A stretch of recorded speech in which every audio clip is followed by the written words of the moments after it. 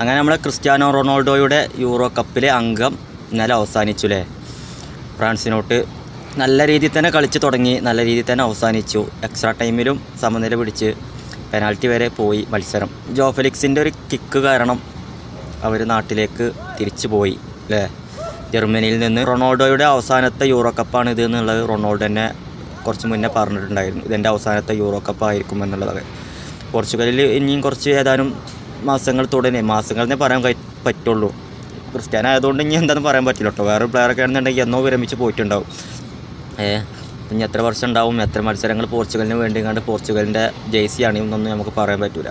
അപ്പോൾ ക്രിസ്ത്യാനോ അദ്ദേഹത്തിൻ്റെ ഊഴം കഴിഞ്ഞപ്പോൾ നാട്ടിലേക്ക് വണ്ടി പിടിച്ചു. ഇനിയുള്ളത് അവിടെ ഫ്രാൻസ്, അതേപോലെ സ്പെയിൻ ഇന്നലെ ജർമ്മനിനോട്ട് ഒരു ഗോളിന് ജയിച്ചിക്കാണ്. അടുത്ത മത്സരം അതിലേറെ വലിയ മത്സരമാണ് അടുത്ത മത്സരം വരാനിരിക്കുന്നത്. ഇനിയിപ്പോൾ ഫ്രാൻസ് ആണെന്നുണ്ടെങ്കിലും സ്പെയിൻ ആണെന്നുണ്ടെങ്കിലും ഒക്കെ. അപ്പോൾ ക്രിസ്ത്യാനോയുടെ കാര്യം പറയുകയാണെന്നുണ്ടെങ്കിൽ അദ്ദേഹത്തിൻ്റെ ആ ഒരു കരിയർ, അതിപ്പോൾ ഇനി ക്ലബിലായിക്കോട്ടെ രാജ്യത്തിന് വേണ്ടിയിട്ടായിക്കോട്ടെ, അദ്ദേഹം ഫുട്ബോളിനെ അത്രയും പാഷനായിട്ട് കൊണ്ട് നടന്ന ഒരു വ്യക്തിയാണ് ക്രിസ്ത്യാനോ. ഗ്രൗണ്ടിലേക്ക് ഇറങ്ങിയാൽ അദ്ദേഹത്തിൻ്റെ ഒരു എന്താ പറയുക ആറ്റിറ്റ്യൂഡും അതുപോലെ ഓരോരോ മുന്നേറ്റങ്ങളൊക്കെ കാണുമ്പോൾ നമുക്ക് വീണ്ടും അദ്ദേഹത്തിൻ്റെ മത്സരങ്ങൾ അവസാനിക്കരുത്. അതേപോലെ ക്രിസ്ത്യാനോ മാത്രമല്ല കേട്ടോ, വേറെയും പറയാണ്ട് ഞാൻ വയ്യെ പറയാം. ക്രിസ്ത്യാനോയുടെയൊക്കെ മത്സരമൊക്കെ ഇനി നമുക്ക് മിസ് ചെയ്യാണെന്ന് പറയുമ്പോൾ, ഇനി ഉണ്ടാവില്ല എന്ന് പറയുമ്പോൾ, ഇപ്പോൾ യൂറോ കപ്പിൽ നിന്നേ പോയിട്ടുള്ളൂ എന്ന് കൂട്ടിക്കോളി. എങ്കിലും ഏതാനും കരിയറിൻ്റെ എൻഡിലേക്കാണ് ക്രിസ്ത്യാനോ ഒക്കെ പോയിക്കൊണ്ടിരിക്കുന്നത്. ഏകദേശം 90-95% ആയി എന്ന് വേണമെങ്കിൽ പറയാം. ഇപ്പോൾ ക്ലബിലാണെന്നുണ്ടെങ്കിലും രാജ്യത്തിന് വേണ്ടിയിട്ടാണെന്നുണ്ടെങ്കിലും ഒക്കെ കരിയറിൻ്റെ ഏറ്റവും അവസാന ഘട്ടത്തിലൂടെ കടന്നു പോകുന്ന ആളാണ് ഇപ്പോൾ ക്രിസ്ത്യാനോ റൊണാൾഡോ. ഒരു കണക്കിൽ പറയുകയാണെന്നുണ്ടെങ്കിൽ അദ്ദേഹത്തിൻ്റെ ഏജ് വെച്ചിട്ടും അദ്ദേഹം ഇപ്പോഴും ഓരോ ടീമുകളിലും യങ്സ്റ്റേഴ്സ് വന്നുങ്ങാണ്ട് കയറിങ്ങാണ്ട് മെയ്യണമാരിപ്പോഴും അദ്ദേഹം മെയ്യുന്നുണ്ട്. അതിപ്പോൾ സൗദി ലീഗ് അൽ നസറിലാണെന്നുണ്ടെങ്കിലും പോർച്ചുഗലിലാണെങ്കിലൊക്കെ അദ്ദേഹം അദ്ദേഹത്തിൻ്റേതായിട്ടുള്ള രീതിയിൽ എപ്പോഴും മുന്നേറ്റങ്ങളും കാഴ്ചവെക്കുന്നുണ്ട്. ഈ ഏജിലൊക്കെ ആരാണ് ഈ ഏജിലും മാറി ഇത്രയും സെറ്റായിട്ടുള്ള ബോഡി ഒക്കെ ഉള്ളത്, ഇത്രയും സെറ്റായിട്ടുള്ള ബോഡി, അദ്ദേഹം നല്ല ശരീരം നോക്കുന്ന ഒരു വ്യക്തിയാണ് എന്നൊക്കെ നമുക്ക് വാർത്തകളിലൊക്കെ കാണാം. അപ്പോൾ പറഞ്ഞു വന്നത് യൂറോ കപ്പത്തെ അദ്ദേഹത്തിൻ്റെ മത്സരം ഇന്നലെ അവസാനിച്ചിരിക്കുകയാണ്. അപ്പോൾ മത്സരശേഷം അതേമാതിരി റൊണാൾഡോൻ്റെ അതേ ഏജിൽ റൊണാൾഡോ ഒക്കെ വന്ന ടൈമിൽ തന്നെ ടീമിലേക്ക് എത്തിപ്പെട്ട പെപ്പെ, രണ്ടുപേരും പെപ്പൊക്കെ കരയുന്ന ഒരു ദൃശ്യങ്ങളൊക്കെ നമ്മൾ മാധ്യമങ്ങളിൽ കണ്ട്. അദ്ദേഹത്തെ ക്രിസ്ത്യാനോ റൊണാൾഡോ ആശ്വസിപ്പിക്കുന്ന ഫോട്ടോസും കാര്യങ്ങളൊക്കെ നമ്മൾ കണ്ട്. അപ്പോൾ ഈ രണ്ട് പേരും പോർച്ചുഗലിൻ്റെ നിരയിൽ ഇനി നമുക്ക് കാണാൻ പറ്റുമോ എന്നറിയില്ല യൂറോ കപ്പിലൊന്നും. യൂറോ കപ്പ് എന്നൊക്കെ പറയുമ്പോൾ വേൾഡ് കപ്പ് കഴിഞ്ഞാൽ ഏറ്റവും മികച്ച ടൂർണമെൻറ്റാണ് യൂറോ കപ്പ്. ഞാൻ വിശ്വസിക്കുന്നത് അങ്ങനെയാണ്. ഒരുപാട് Spain, Germany, Portugal, England, Holland, France, അതുപോലെ ഒരുപാട് ടീമുകൾ ഒരേ ലെവലിൽ ഇപ്പോൾ വേൾഡ് കപ്പൊക്കെ വരുന്ന സമയത്ത് അത്രയും ഫേവറേറ്റായിട്ട് വരുന്ന ഒരുപാട് ടീമുകൾ ഒരുമിച്ച് മത്സരിക്കുന്ന വേൾഡ് കപ്പ് കഴിഞ്ഞാൽ ട്രെൻഡിങ് ആയിട്ടുള്ളൊരു മത്സരമാണ് യൂറോ കപ്പ് അല്ലേ. ഒരുപാട് മത്സരങ്ങൾ നല്ല ഇപ്പോൾ ഇന്നലത്തെ മത്സരങ്ങൾ തന്നെ എടുത്തു കഴിഞ്ഞാൽ ജർമ്മനി, എന്താ പറയുക, സ്പെയിൻ, അത് കഴിഞ്ഞേക്കാൻ ഫ്രാൻസ്, പോർച്ചുഗൽ, ഇതൊന്നും മിസ് ചെയ്യാൻ ഒരു ഫുട്ബോൾ ഫാനിനെ സംബന്ധിച്ചിടത്തോളം ഇതൊന്നും മിസ് ചെയ്യാൻ പറ്റാതെ കാണേണ്ട മത്സരങ്ങളാണ്. ഇന്നലത്തെ രണ്ട് കളിയും അടിപൊളിയായിട്ടുള്ള കളികളാണ്. ഇപ്പോൾ ജർമ്മനിയൊക്കെ ഒരു ഗോളിന് തോറ്റതിന് ശേഷം പിന്നീട് അവസാന ഘട്ടത്തിൽ തിരിച്ചു വന്നതും കാണേണ്ട കളി തന്നെയാണ് അതൊക്കെ. ഫ്രാൻസിൻ്റെ കളി രണ്ട് ടീമും ഒരേ ലെവലിൽ കളിച്ച് അവസാനം പെനാൽറ്റി വരെ മത്സരം നീണ്ട്.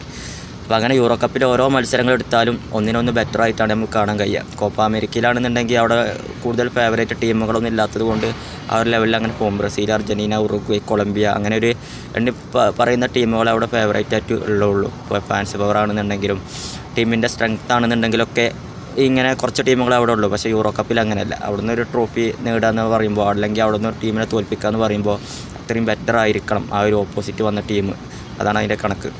അപ്പോൾ ക്രിസ്ത്യാനോൻ്റെ മത്സരം, പെപ്പൻ്റെ മത്സരമൊക്കെ ഇന്നലെ യൂറോ കപ്പിലെ കരിയർ ഇന്നലെ അവസാനിച്ചു. ഇനി അവരുടെ പോർച്ചുഗീസിൻ്റെ ജേഴ്സിയിൽ ഇനി എത്ര മാസങ്ങൾ അവർ കളിക്കുന്നില്ല കാര്യമൊന്നും നമുക്കറിയില്ല. ഏതാനും 95% ആയിട്ടുണ്ട് രണ്ട് പേരുടെയും നമുക്ക് ഊഹിക്കാം. അപ്പോൾ അദ്ദേഹത്തിൻ്റെ കരിയറൊക്കെ എടുത്ത് നോക്കുകയാണെന്നുണ്ടെങ്കിൽ അദ്ദേഹം ഇനി മൊത്തത്തിൽ ഫുട്ബോളിൽ നിന്ന് വിരമിക്കുന്ന സമയമൊക്കെ എടുത്ത് നോക്കുകയാണെന്നുണ്ടെങ്കിൽ റയലിലാണെങ്കിലും പോർച്ചുഗലിലാണെങ്കിലും, റയലിലാണല്ലോ അദ്ദേഹത്തിൻ്റെ എല്ലാ പവറും അദ്ദേഹം പുറത്തെടുത്തൊരു ക്ലബ്ബ് റയൽ മാഡ്രിഡ്.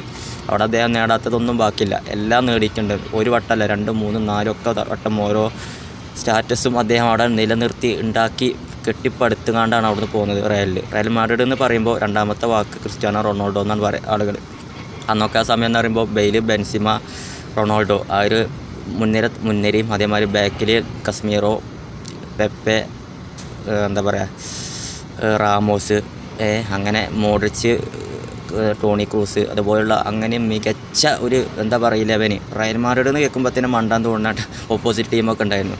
അതേമാതിരി തന്നെ അപ്പുറത്ത് ബാഴ്സയിലും ആ ടൈമിൽ മെസ്സി, നെയ്മർ, സുവാരസ്, മസ്കറാനോ, അതേമാതിരി ഇനിയസ്റ്റ, അങ്ങനെയുള്ള ഒരുപാട് താരങ്ങൾ നേരെ അപ്പുറത്ത് റയലിൻ്റെ കരുത്തരായ ഓപ്പോസിറ്റ് ഇപ്പുറത്ത് വരും ഉണ്ടായിരുന്നു. അങ്ങനെ ആ ഒരു സമയമൊക്കെ പ്രത്യേകിച്ച് ആ സമയത്ത് എടുത്ത് പറയാൻ പറ്റിയൊരു മാച്ചാണെന്നുണ്ടെങ്കിൽ റയലും ബാഴ്സയും നടന്നൊരു മത്സരം. റയലിൻ്റെ ഗ്രൗണ്ടിൽ പോയിട്ട് മെസ്സി ഗോളടിച്ചിട്ട് ജയ്സൂരി സെലിബ്രേറ്റ് ചെയ്തത്, അതേമാതിരി തിരിച്ച് റൊണാൾഡോ ബാഴ്സൻ്റെ ഗ്രൗണ്ടിൽ പോയിട്ട് ജയ്സൂരി സെലിബ്രേറ്റ് ചെയ്തത്, അതൊക്കെ ഒരിക്കലും മറക്കാൻ പറ്റാത്ത മത്സരങ്ങളാണ് അല്ലേ ഫുട്ബോൾ ഫാനിനെ സംബന്ധിച്ചിടത്തോളം. ആ ഒരു മത്സരമൊക്കെ ലൈവ് കാണാൻ പറ്റിയ ആൾക്കാർ അത്രയും ഭാഗ്യവാന്മാരാണ്. കാരണം അത്രയും എന്താ പറയുക, 2 മത്സരങ്ങളും മെസ്സിയും റൊണാൾഡോയും ഓപ്പോസിറ്റ് കളിക്കാന്ന് പറയുമ്പോൾ തന്നെ കളിൻ്റെ ആവേശം നമുക്ക് പറഞ്ഞ് അറിയിക്കേണ്ട കാര്യമല്ല. അതിൽക്കൂടി ഇതേമാതിരിയുള്ള ഓരോരോ സെലിബ്രേഷൻ ഫാൻസിനെ മുന്നിൽ പോയിട്ട് ജയ്സൂരിൽ നിന്നാണ്ടുള്ള ആ പരിപാടികളൊക്കെ ഇങ്ങനെ കാണുമ്പോൾ എത്രയും ആവേശം, അന്ന് ആലോചിക്കുമ്പോൾ തന്നെ ആവേശമാണ് അതൊക്കെ. അപ്പോൾ റൊണാൾഡോൻ്റെ ഒക്കെ കരിയർ അവസാനിക്കുന്നു എന്ന് പറയുമ്പോൾ റൊണാൾഡോൻ്റെ അതേമാതിരി തന്നെ ഒരു താരമാണ്, അതേമാതിരി ആ ഒരു കരിയറുള്ള താരമാണ് മെസ്സി. മെസ്സിൻ്റെ കരിയർ ഇനി എന്നുള്ള അവസ്ഥ എന്ന് പറയാൻ പറ്റില്ല. മെസ്സി പറയുമ്പോൾ ഇപ്പോൾ അർജൻറ്റീനൻ്റെ കാര്യം എടുത്ത് നോക്കുകയാണെന്നുണ്ടെങ്കിൽ ഫൈനലിസം, അതുപോലെ വേൾഡ് കപ്പ്, കോപ്പ അമേരിക്ക, അങ്ങനെ 2-3 ട്രോഫികൾ എടുത്തുകൊണ്ട് ഈ അദ്ദേഹത്തിൻ്റെ കരിയറിൽ ഏറ്റവും ബെറ്ററായിട്ട് നിൽക്കുന്ന ടീമിൻ്റെ കൂടെയാണ് അദ്ദേഹം ഇപ്പോൾ ഉള്ളത്. അർജൻറ്റീന അത്രയും നല്ല ടീമാണ്. ഈ കോപ്പ അമേരിക്ക ഉൾപ്പെടെ എല്ലാ ടൂർണമെൻറ്റുകളും മികച്ചതായിട്ട് ബെറ്ററായിട്ട് വരുന്ന ഒരു ടീമിൻ്റെ കൂടെയാണ് ഇപ്പോൾ അദ്ദേഹം ഉള്ളത്. അദ്ദേഹത്തിൻ്റെ കരിയറിൽ അദ്ദേഹത്തിന് നല്ലൊരു ടീമിൻ്റെ ഒപ്പം എന്താ പറയുക, ട്രോഫി ഇല്ല, രാജ്യത്തിന് വേണ്ടി കളിക്കണില്ല, രാജ്യത്തിന് വേണ്ടി കപ്പൊന്നും എടുക്കണില്ല എന്നുള്ളൊരു പരാതി ഉണ്ടായിരുന്നല്ലോ. അത് അങ്ങേ അറ്റം അടിച്ചാണ് കൊടുത്തു എന്നുള്ളതാണ്. അടിച്ചപ്പോൾ 2-3 ഒരുമിച്ചാണ് കിട്ടി. അതാണ് മെസ്സിൻ്റെ പവർ. ആ ടീമിൻ്റെ കെട്ടുറപ്പും ആ ടീമിൻ്റെ സഹതാരങ്ങൾക്കുള്ള അദ്ദേഹത്തോടുള്ള ഒരു ഇതൊക്കെയാണ്, സമീപനമൊക്കെയാണ് അതിനൊക്കെ കാരണം. അർജൻറ്റീന എന്ന് പറയുമ്പോൾ ഇപ്പോൾ എല്ലാവർക്കും അറിയാലോ, കോപ്പ അമേരിക്ക എടുക്കാൻ ഏറ്റവും യോഗ്യതരായിട്ടുള്ള ടീമാണ് ഇപ്പോൾ അർജൻറ്റീന. അപ്പോൾ മെസ്സി, റൊണാൾഡോ ഓരൊക്കെ ഇനി കരിയർ നിർത്തുകയാണെങ്കിൽ, ഫുട്ബോളിലെ ഇപ്പോൾ രാജ്യാന്തരമാണെങ്കിലും ക്ലബ്ബാണെന്നുണ്ടെങ്കിലൊക്കെ മത്സരങ്ങളൊക്കെ നിർത്തുകയാണെന്നുണ്ടെങ്കിൽ ഉള്ളൊരവസ്ഥ നമ്മളൊക്കെ ഒന്ന് ആലോചിച്ച് നോക്കിയാൽ, നമ്മളൊക്കെ ഓർമ്മ വെച്ചേ മുതൽ അവരൊക്കെ മത്സരങ്ങൾ കണ്ടിട്ടാണ് നമ്മളൊക്കെ ഓരോ ഫുട്ബോളിൻ്റെ ഓരോരോ സ്റ്റെപ്പ് ബൈ സ്റ്റെപ്പായി കയറി കണ്ടുവന്നത്. റൊണാൾഡോ, റൊണാൾഡീനോ, കക്ക അതുപോലുള്ള താരങ്ങളൊക്കെ മുന്നേ വന്നു പോയി, സിദാനെ പോലുള്ള താരങ്ങൾ. അതിന് ശേഷം നമുക്ക് കിട്ടിയ മുതലുകളാണ് പേര്. അതിൻ്റെ കൂടെ ചേർത്ത് പറയുകയാണെന്നുണ്ടെങ്കിൽ അതിൽ നെയ്മറും ഉണ്ട്.